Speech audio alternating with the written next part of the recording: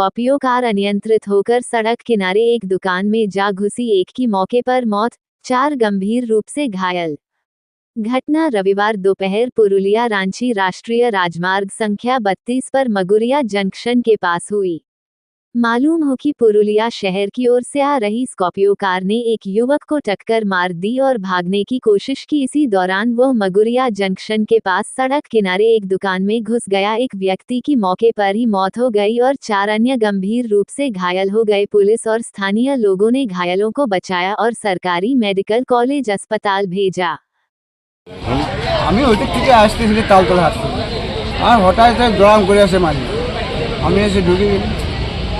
কজন আপনার গাড়িতে প্যাসেঞ্জার ছিল? একজন ছিল। আহত হয়েছে? একটা খাসি ছিল। আহত হয়েছে? হ্যাঁ আহত হয়নি, আমার লাগেছে। হ্যাঁ লাগেছে।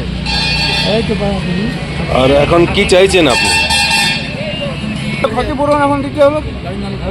হ্যাঁ গাড়িটা ক্ষতিপূরণ দিতে হবে। কালকে মেয়ের বিয়ে, আর কালকে মেয়ের খাসি কিনতে গেছিল, খাসি নিয়ে আসছে।